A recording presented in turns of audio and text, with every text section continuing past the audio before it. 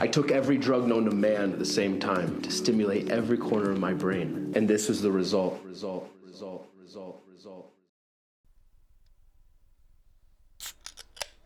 What's good, nerds? How's everybody doing? It is I, your brother Jay, the movie monk, the Bishop of Bull Moose. I took a little cruise to Bull Moose today, in fact, and I want to welcome you all on this fine day to the movie mass.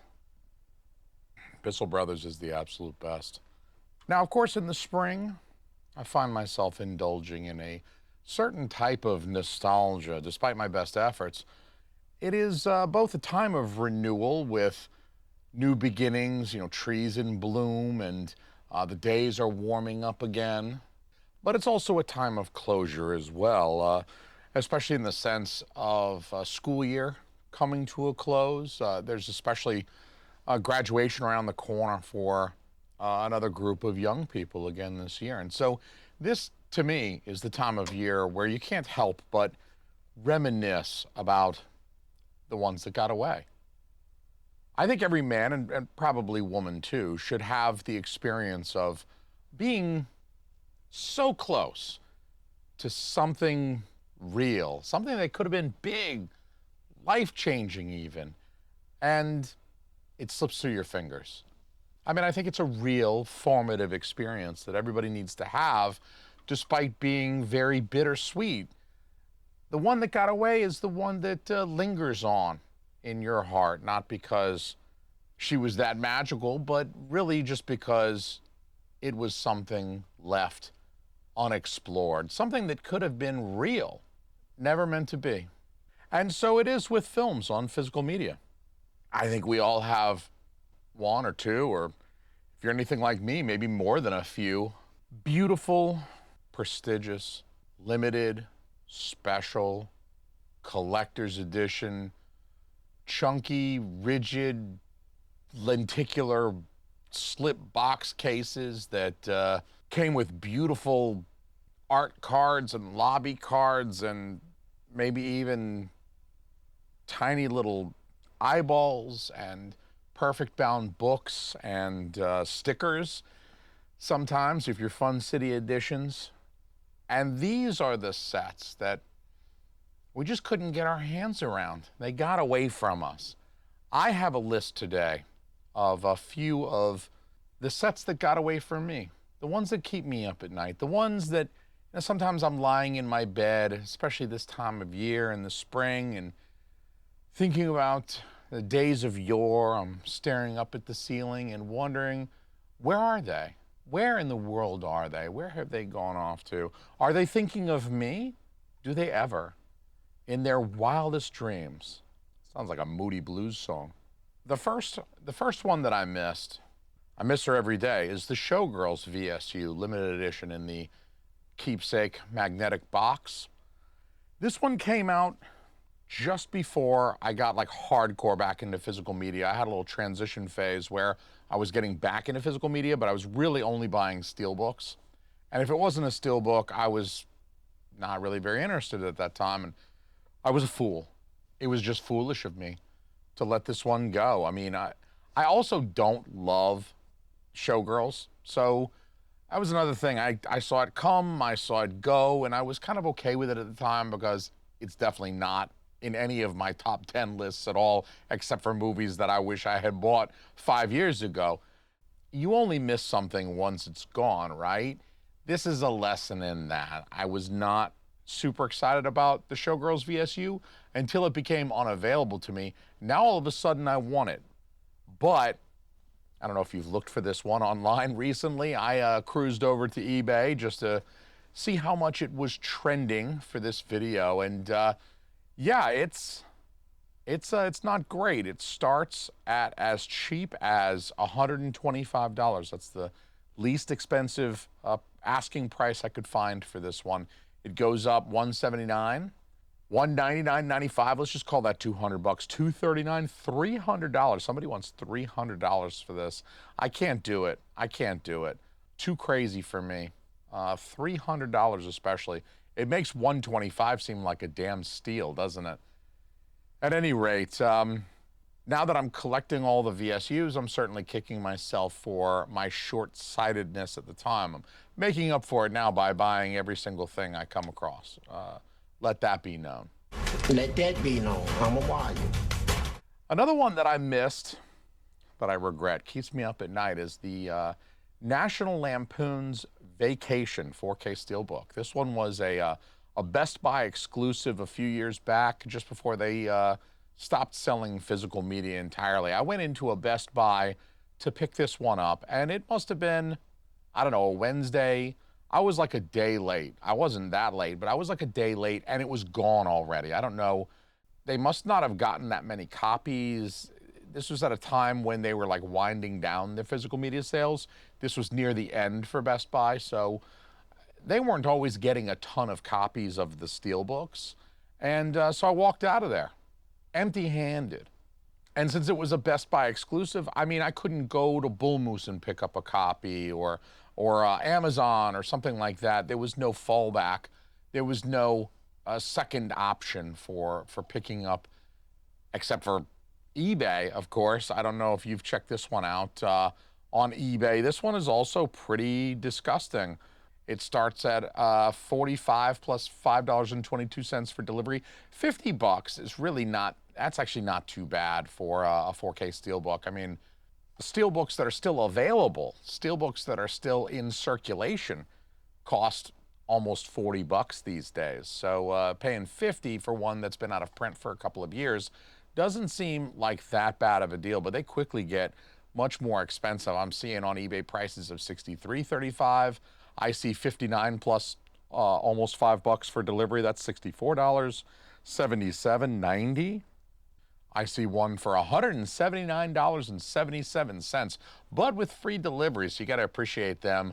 Absolutely butt fucking you with no lube whatsoever. They don't even spit on the thing first, but guess what? They'll send it to you for free. Free delivery if you let them just absolutely clap your cheeks dry. They will deliver it for free. I see a copy for $199. Let's call it $200 plus $5 for delivery. $205. So yeah, that one's, it's gross online. $50, not bad, but there's not many of those. There's a lot of people out there that want you to give them $150 for a Steelbook of one movie. It's insane. I'm really hoping that Vacation makes a comeback. Steelbooks often do. I think a lot of times Steelbooks are the most reliable for making an eventual comeback some years down the road. Once that term of exclusivity ends with Best Buy, what I'm really hoping is that maybe Walmart or Amazon or both wind up getting it, and they do a reprint, as they often do with Steelbooks. That would be nice, because I don't own a 4K copy of Vacation, and I'd like to. So as I keep waiting patiently for National Lampoon's Vacation in 4K, I'm going to continue to kick myself for missing Bringing Out the Dead. I can't believe I missed the Paramount's Presents. Of course, you can get the standard edition, Bringing Out the Dead. That's been out for a month or two, and they'll even give you a slipcover with that one. That's kind of nice. It's some consolation. I really have no excuse for missing Bringing Out the Dead. I knew it was coming out. They didn't like slide this one under my radar or anything like that. I knew it was coming. I was watching it. I even held a copy of it in my hand when I was at Bull Moose one day. They had a copy of it after it had come out. They actually had 3 copies of it. I held it in my hand. I put it back. I thought I was going to have a crack at it later on, like I did with Once Upon a Time in the West and Chinatown, but it wasn't meant to be. As said in Proverbs chapter 16, verse 18, pride goeth before that bitch sells right the fuck out. I had it in my hands. And I just thought I could get it again, and I was wrong. I made a gamble, and I wound up being wrong. And that's why I don't gamble. This one also, for like a single movie, it gets pretty gnarly on eBay. I see a copy for $50 plus about $5 for delivery. I see 75 buy it now with $4.47 delivery. 55. So, you know, you could probably get this one in the range of like 60-ish bucks to 70-ish bucks shipped. That's not terrible but even still, that's kind of high for like a single movie. There's nothing really special about this one other than the fact that it comes in that Paramount Presents box with the silver down the spine, and the slipcover has that little flap that opens up. And I have to be honest with you, I don't even really care much for that flap that opens up. Do you guys have any of those Paramount Presents copies at home with that slipcover, and the slipcover is this flap, and you take it off your shelf and the flap is just dangling in the breeze, right? It's all like flaccid and hanging open and shit like that. I don't know why they did that, or why it can't be magnetic or something like that. I appreciate them wanting to give us something that's a little unique and a little extra, but in this case, it's unique in like all the wrong ways. It's like unique in the sense of having like, I don't know, 4 foreskins. What if you had like quadruple the foreskin? And it's not just like you have an uncircumcised penis with a foreskin, but now it's like you've got 3 foreskins. You've got like triple the amount of foreskin that anyone else with a foreskin has. Yeah, that's unique. Yeah, it's unique. Yeah. Okay, God gave you something that's very unique. You have a prodigious amount of foreskin. You have a Guinness Book of World Record amount of foreskin, but what good is it doing to anybody? Okay, that's the little flap on the Paramount Presents things to me. What good is it doing to anybody? It's cool, it opens up and it shows you the original movie poster for that film. What are you gonna do? You're gonna hang it on your wall? It's a slipcover, you can't hang that thing on your wall. First of all, it has to stay around your disc. It's a slipcover, right? It has to slip over your disc. You're not gonna hang it up on the wall. And then, even if you did, it's like this big. You can't hang that up. It's not a poster. It's like having a ton of extra foreskin. You don't need it. Nobody asked for it. Yeah, I get that it's special and it's unique and cool. It's like you're a sideshow now because you've got enough foreskin to just, you're like a tanuki. You can just open that thing up. Anyway, Bringing Out the Dead does get up to $71, $84, $149. Somebody wants $150 for this. $199. Somebody wants $200 for this. I tell you, there are some greedy sons of bitches out there on eBay. I will tell you that much. I also missed the Nightmare on Elm Street Steelbook box set. You know, that one I think was more hubris on my part. Again, I'm trying to recognize my own failings and my own character flaws in this video. I'm not trying to make it seem like I'm a victim. I'm not a victim. In a lot of cases, I'm a victim of my own hubris and my own poor decision making, really is what it is. I'm a victim of my own poor decision making. That's what it is. It was really nothing other than me being kind of cheap and it biting me in the ass on the Nightmare on Elm Street Steelbook set. It was just, you know, it's a Steelbook set. It's $200 or $225 or $250, whatever it was when it was pre-order time. And I was just thinking, you know, that feels a little high. What if I could get it for $150 later on down the line? I was just hoping that I could wait and that the price would come down and that I could get it in a sale, or I could find somebody hawking a used copy online or something like that. I was really just kind of hoping that I could get it cheaper than what they were asking, and it bit me in the ass, as I said. It came back to bite me. I miscalculated. I was wrong. I miscalculated both the demand and the lower print run. I mean, I thought these were going to be hanging off of trees like crab apples, and boy, was I wrong. I think they could have sold a lot more of these. I think they left money on the table with this Nightmare on Elm Street Steelbook box set. I actually hear that they're doing the smart thing and they're going to do a second print of these, minus the 3D glasses, which it kind of hurts me a little bit. But on the other hand, I'm never going to use these things. I was never going to use them. You know what I mean? It's stupid. But anyway, it's not a major deal. But if I get a second crack at this one, I might jump at it because I haven't been able to bring myself to buy the 4K set of Nightmare on Elm Street because they're not, you know, it's not a Steelbook. It's not, even with that nice kind of, you know, thicker case and the slipcover and stuff, I just can't bring myself to do it. But this one, I think more than any of the movies that got away from me, this set is commanding really disgusting, almost fantastical prices. This is some Harry Potter shit. This is some Wizarding World shit. This is some fantastical Lord of the Rings, like hobbits running around with this shit. That's how fantastical these prices are. The lowest price I could find for this set on eBay was $350 or best offer. So they were asking $350 or best offer, $355 plus $10 delivery. You know you got to pay a little extra for the delivery of these because you don't want those things getting dinged up on the way to your home. $399, so let's call it $400. Here's another for $400. Yet another third one for $400. $429 plus $7 delivery. So, you know, let's call that what it is. It's damn near $450, $482. But as I keep going, I'm seeing $5s, $512, $520, $550.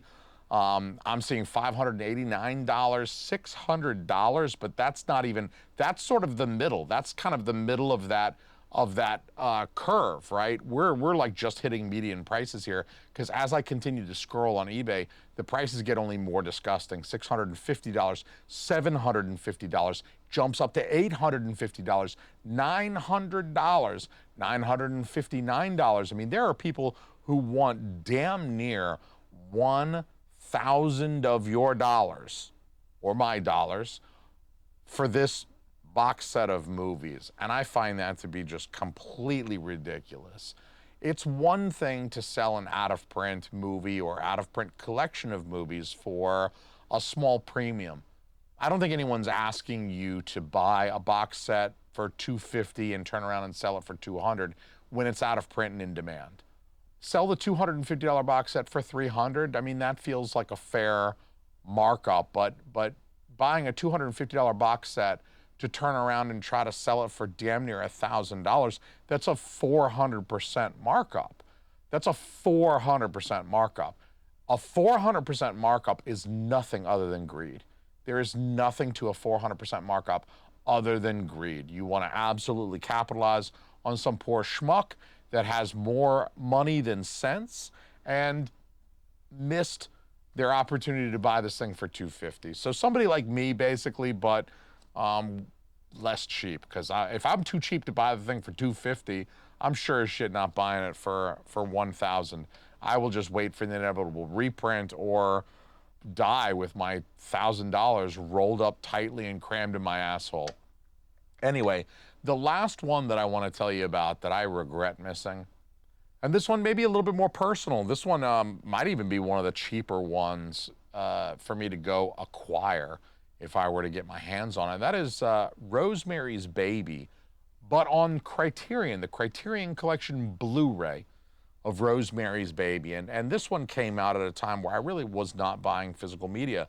There was a period, and I won't go off on a long tangent, I'll maybe record a separate video wherein I discuss the particulars at length of my hiatus from buying physical media. But the 20-teens were largely, like a big portion of that decade, at least half, I spent not really buying physical media. I was content to stream most things or to watch the DVDs that I did own. I didn't get rid of my physical media that I did have. I just didn't add anything new to my collection or make any upgrades. And so when Rosemary's Baby came out, I really wasn't buying motion pictures. I wasn't buying any physical media.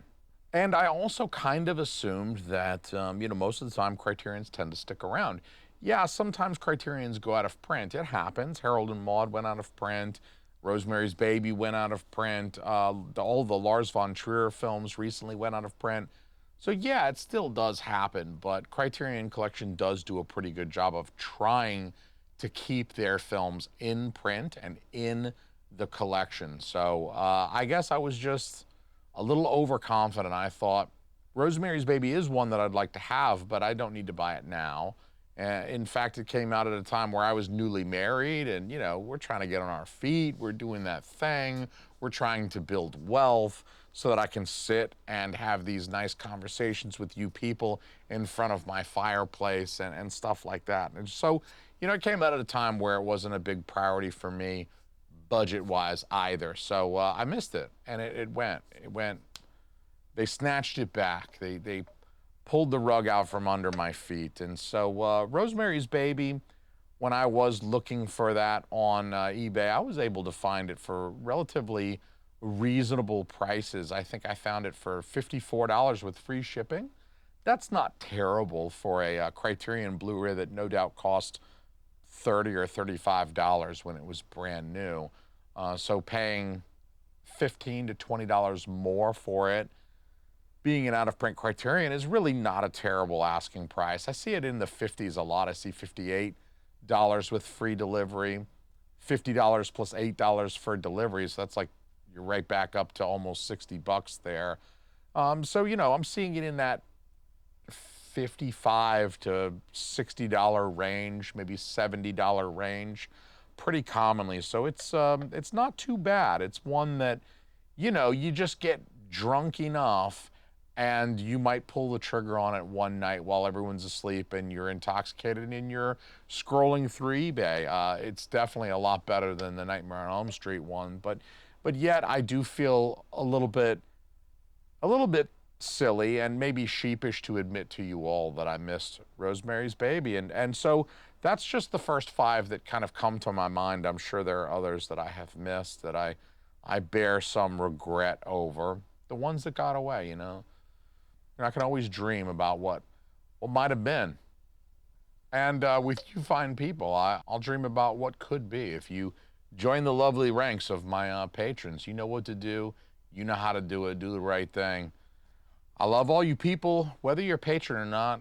Thank you, bless you for watching this this fine video today. And I will see you guys on the next one. Until then, I bid you adieu, and I will drink the remainder of this fine beer in your honor. Have a great afternoon. Peace, brothers. I'm out. You are physically repulsive, intellectually retarded, you're morally reprehensible, vulgar, insensitive, selfish, stupid. You have no taste, a lousy sense of humor, and you smell. Cher calling me mentally retarded.